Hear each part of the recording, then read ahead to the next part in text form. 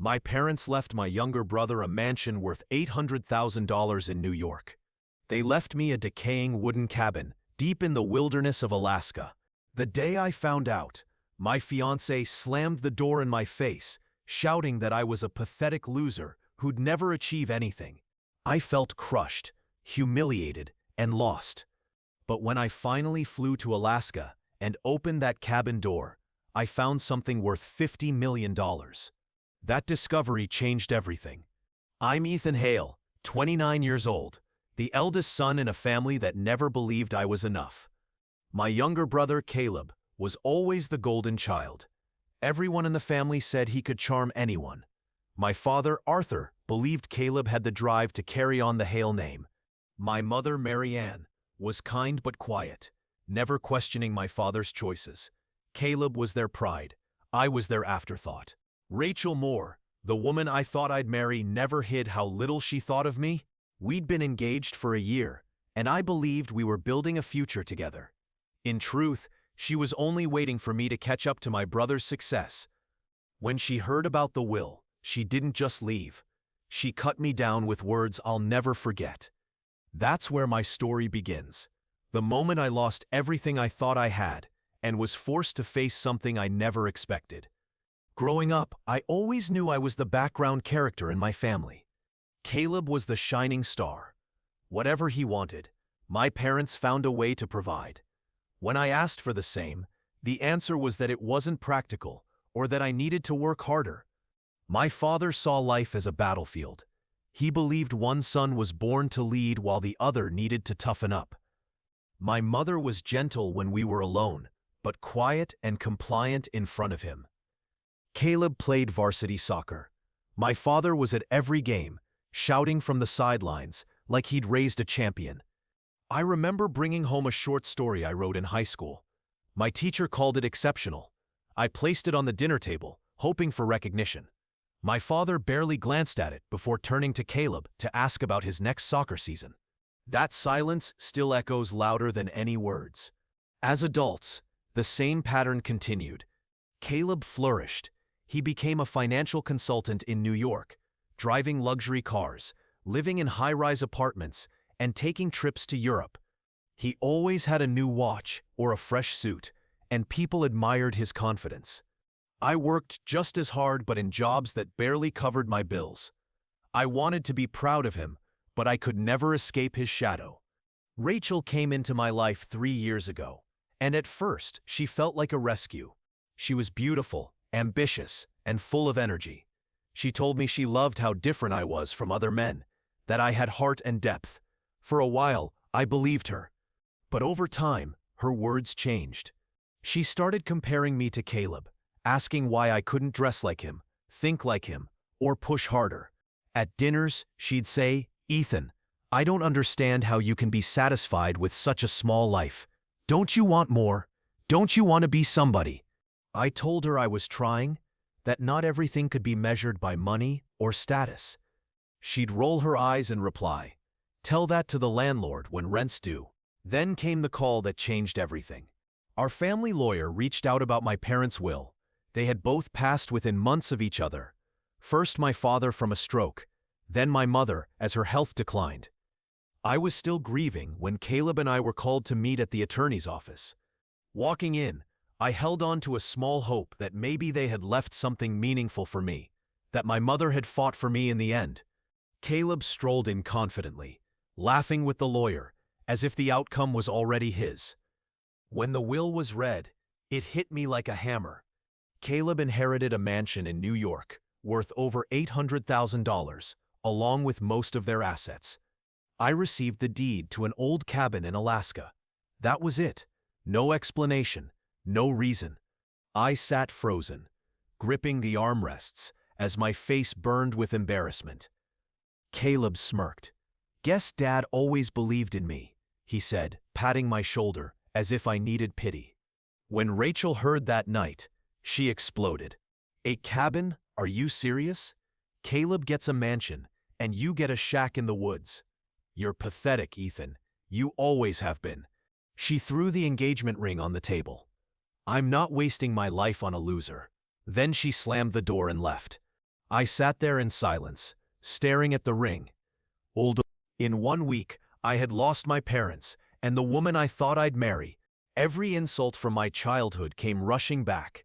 My father's dismissive tone, Caleb's smug pride, Rachel's cruel words, all echoing the same message. I was worthless. For days, I carried the cabin deed in my pocket, pulling it out again and again like it was a cruel joke. What was I supposed to do with it? Sell it? Burn it? Forget it? But the more I stared at it, the more something shifted inside me. Maybe it wasn't about the property. Maybe it was about facing what my parents had left behind. One sleepless night, as city traffic roared outside, I made a decision. If this was all I was worth to them, I needed to see it with my own eyes. I bought a one-way ticket to Alaska. That was the moment I stopped running from my family's judgment. That was the moment I chose to face the cabin. The plane was small and rattled with every gust of wind. I sat by the cold window, staring at endless stretches of snow and forest below. I clutched the deed like it was both a curse and a key. Caleb's smirk and Rachel's final words replayed in my head. Pathetic loser. Those words cut deeper than anything my father ever said. When the plane landed, the cold hit me like a punch. Snow crunched beneath my boots. The sky was gray, and the world felt still.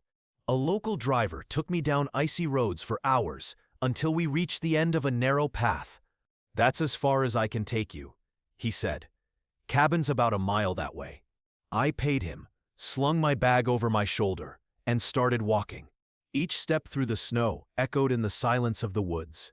There were no cars, no people, just the sound of my own breath. When I finally saw the cabin, my heart sank. It looked worse than I imagined. Sagging porch, broken windows, rotting wood. The roof looked ready to collapse. I let out a short, bitter laugh. It was the perfect inheritance for someone you didn't care about. I dropped my bag and pushed the door open. The hinges screamed in protest. Inside, the air was thick with dust. Broken furniture littered the floor. The smell of mold filled the room. "This is what they thought of me," I whispered. "This is all I'm worth." I wanted to call Caleb just to hear his gloating voice, but I knew what he'd say. That Dad was right, that I never had drive, that I was always destined to be the leftover son. That night, I unrolled my sleeping bag in the least broken corner. Every sound made me flinch, the creak of the roof, the rattle of the window. I thought about Rachel's last words. Pathetic loser. I couldn't get them out of my head. The next morning, I woke shivering. The fire I'd built had gone out, and the cabin was colder than the world outside. For a moment, I considered leaving, selling the land, and returning to New York. But the image of Caleb's smug grin and Rachel's laughter held me in place. I couldn't go back defeated. So I started clearing the cabin, pushing aside broken furniture, and sweeping up piles of debris. Every movement burned with anger. Each time I lifted a rotted plank, I heard my father's voice telling me I was weak. Each sweep of the broom felt like a small rebellion. "There has to be more to this," I muttered. "There has to be a reason they left this place to me." By evening, I was exhausted, but something kept me going. It wasn't hope, it was desperation. If I didn't find something here, I'd leave Alaska with nothing but shame. Then, as I pulled a dusty rug away from the floor, I saw it, a small iron handle built into a wooden panel. I crouched and pulled. The panel creaked open, revealing darkness below. A hidden cellar. For the first time since arriving, I felt something other than despair. I grabbed my flashlight, flicked it on, and shined the beam into the opening. Wooden steps led down into the dark. My heart pounded as I took the first step. The cellar was colder than the cabin above. My breath fogged in the beam of light. Crates lined the stone walls, some rusted, others still intact. A large trunk sat in the corner. I knelt by one crate, pried it open, and froze. Inside were rows of cloth bundles, tied with twine. I opened one and nearly dropped it. Gold coins. Real, heavy gold coins. I tore open another bundle.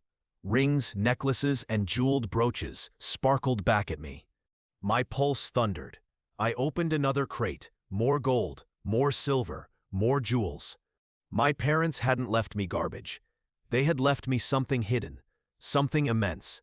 And for the first time in my life, I realized they had trusted me. The weight of what I'd found nearly crushed me, not because of its value, but because of what it meant. For years, I believed I was the family disappointment. I'd lived under Caleb's shadow and our father's criticism. But now, staring at piles of gold and jewels, I realized my parents had seen something in me they hadn't seen in him. They hadn't chosen Caleb. They had chosen me. That realization didn't bring comfort. It brought fear. What was I supposed to do with all of this? Who else knew it was here? What if Caleb found out? What if Rachel came back, pretending she cared? My hands trembled as I placed the coins back into the crate. This wasn't just wealth. It was responsibility. And it was dangerous. I forced myself to keep exploring. In the large trunk at the back, I found old ledgers bound in leather, their pages yellowed with age. Inside were detailed records, land deeds, mining claims, and business transactions dating back almost a century. One name appeared repeatedly: Elias Hale, my grandfather. I'd never known much about him, except that he'd been strict, harsher even than my father. But now I understood he'd been building something substantial, something that had passed through generations. And my parents had passed it to me. I sank onto one of the crates, flashlight balanced on my knee, struggling to breathe. For so long, I'd believed I was nothing, and yet here I was, sitting on top of a fortune worth more than $50 million. But I knew this wasn't about flaunting it. If I rushed to New York and revealed what I'd found, it would create chaos, lawsuits, greed, maybe even danger. And if Rachel heard, she'd come running, pretending she had never left. I couldn't let that happen. So I made a vow right there in that cellar. I won't waste this, I whispered into the cold air. I'll protect it. I'll prove you were right to trust me. For the next 2 days, I worked relentlessly. I cataloged everything I found, writing down details in a small notebook. Then I reinforced the trapdoor, nailed it shut, and covered it again with the rug. I cleaned the cabin, patched windows, fixed the fireplace, and cleared out years of decay. Each small improvement felt like reclaiming a part of myself. This wasn't just about inheritance. It was about identity. For the first time, I began to believe that maybe my father's harshness had been a test, and my mother's silence had been a quiet form of faith. Standing in the middle of that broken cabin, I no longer felt abandoned. I felt chosen. The bitterness I'd carried for years began to shift. Rachel's cruel words still echoed, but now they fueled me. Caleb's smirk no longer haunted me. It motivated me. When I lay down that night, the cabin didn't feel like a ruin anymore. It felt like a fortress, a beginning. The next few days passed in a blur of work and thought. Every crate I opened in the cellar confirmed that my parents had hidden something extraordinary. At night, I tried to rest, but my mind spun with possibilities. Why me? Why had they trusted me? One evening, as I sat with the ledgers spread across the floor, I noticed a folded envelope tucked between 2 pages. My name was written on it in my mother's handwriting. My heart tightened. I tore it open carefully. Inside was a letter, yellowed but preserved. Ethan, up the Liwars. If you are reading this, it means your father and I are gone. What we left you is not a mistake or a punishment. It is trust. Your father always saw boldness in Caleb, but he also saw recklessness. He valued appearances, not substance. With you, he saw strength that doesn't shout, patience, resilience, and heart. We knew you would protect this legacy, not waste it. Please forgive us if it ever seemed otherwise. We love you. Your mother. The words blurred through my tears. For years, I had believed my parents thought I was worthless. Now, in my hands, I held proof that I had been wrong. They had believed in me all along. They just had their own way of showing it. I pressed the letter to my chest, my heart pounding. Every insult, every dismissal, every cruel laugh from Caleb or Rachel, all of it collapsed under the weight of this truth. I wasn't the failure they thought I was. I was the one they had chosen. But that realization came with consequences. News of the will had spread, and soon Caleb began asking questions. He called one night, his voice dripping with mockery. "So how's life in your little shack? Figured out yet that Mom and Dad left you a pile of junk while I got everything worth having? Sell it, Ethan. Stop embarrassing yourself." I wanted to shout that the cabin was worth more than everything he owned, but I held my tongue. "I'm managing," I said evenly. Inside, a fire burned. Let him think he'd won. That was fine with me. Then Rachel came back. At least she tried. She messaged me weeks later. "Ethan, I've been thinking. I overreacted. I miss you. Can we talk?" I stared at the screen, remembering her words the night she left, "Pathetic loser." For a moment, I considered replying. Then I deleted the message. She hadn't missed me. She'd heard whispers about money. I turned back to the ledgers. As I read more, I realized the scale of what I'd inherited. My grandfather had made mining and land claims across Alaska during its early development. The rights to timber, minerals, and even oil were still active. The gold and jewels alone were worth tens of millions, but the land rights made it far more valuable. That's when I understood. My parents hadn't just left me wealth. They had left me a future, a way to build something on my own terms. That night, I lit a fire in the cabin. The letter from my mother lay on my lap as the flames flickered. "I'll protect this," I whispered into the quiet. "You trusted me. I won't fail you." For the first time in years, I felt whole. The cabin was no longer a symbol of rejection. It was proof of trust, responsibility, and purpose. The bitterness that had once poisoned me began to fade. I wasn't chasing Caleb's approval anymore. I wasn't clinging to Rachel's validation. And I wasn't crushed by my father's expectations. I was finally standing on my own ground, on my own legacy. The turning point of my story wasn't just the treasure hidden beneath the floorboards. It was the moment I realized that for the first time in my life, I had power and I was ready to use it. The morning after I read my mother's letter, I stepped outside into the freezing Alaskan air and felt something shift inside me. The cabin that once felt like punishment now felt like purpose.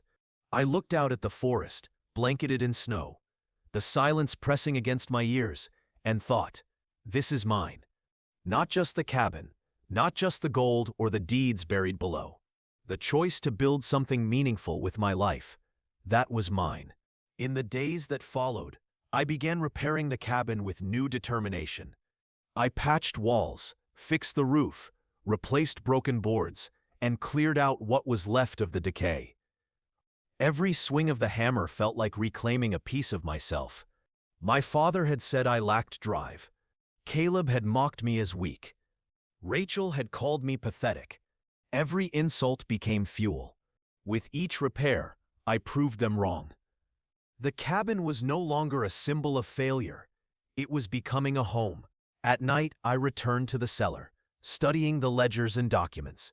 The numbers, maps, and land records revealed a story of my family that had been hidden from me.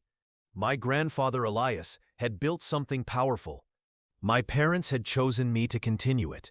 Not Caleb, not the showman, but me, the one they trusted to protect it. That understanding changed everything. Caleb kept calling, leaving smug messages. "Enjoy your shack, Ethan. I'll be in Italy next month. Maybe I'll send you a postcard from my balcony." Each message only reminded me of how differently we viewed success. He measured it in luxury. I now measured it in responsibility. I never called him back. I didn't need to. Rachel reached out again too. This time her message read, "I don't care what your parents left. I just want you back." But I knew better. If I'd truly meant nothing to her, she wouldn't have come crawling back. She'd sensed wealth, not love. I deleted her message without hesitation. For the first time, I felt strong enough to walk away, without anger, without regret. Quietly, I started reaching out to lawyers, historians, and experts, using a false name to stay discreet. I needed to confirm the value and legitimacy of the assets. Their responses stunned me. The land rights and mineral claims were real, and far more valuable than I'd imagined. The gold and jewels were worth millions. The rights to natural resources were worth far more. But with that realization came the true lesson my parents had left behind. They hadn't chosen me because I was smarter or stronger. They chose me because they knew I wouldn't waste what I was given. They knew I would carry it with patience and integrity. Caleb had been given something easy to show off, a mansion that screamed success.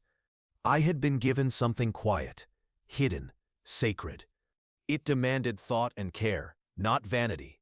One night, sitting by the fire, I read my mother's letter again. Her words echoed softly. "We knew you would protect this legacy, not squander it." For years, I'd craved hearing that my parents were proud of me. Now I realized they had told me in the only way they could, by trusting me with everything. That was pride in its truest form. The man who first walked into this cabin was broken, humiliated, and desperate. The man sitting there now was different. I wasn't Caleb's shadow anymore.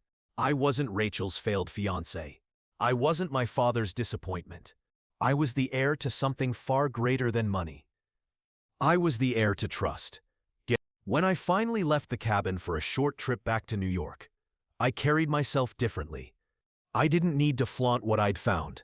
I didn't need to prove anything. I let Caleb believe whatever he wanted, because the truth was mine alone. As the plane lifted off, I thought about Rachel, how quickly she'd return, if she ever learned the truth. And I smiled. She never would. In the end, the cabin had been more than an inheritance.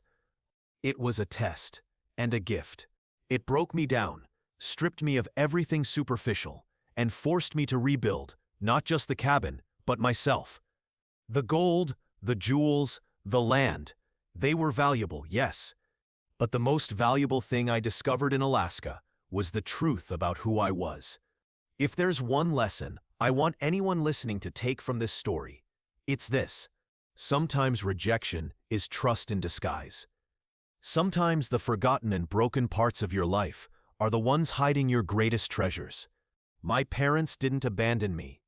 They gave me a chance to rise. When I look back at the man I was before stepping onto that plane to Alaska, I finally understand something Rachel once said. She called me a pathetic loser. Back then, maybe she was right. But standing here now, I can say with certainty, I'm not anymore. So let me ask you this. If you were handed a broken cabin and found a fortune inside, what would you do? Would you sell it for quick approval, or protect it and honor the trust placed in you? That cabin in Alaska changed my life. Changed my life. What I thought was the cruelest inheritance became the greatest gift imaginable. My parents didn't leave me behind. They believed in me when no one else did. They gave me the chance to become the man I was meant to be. I arrived in Alaska, broken and bitter.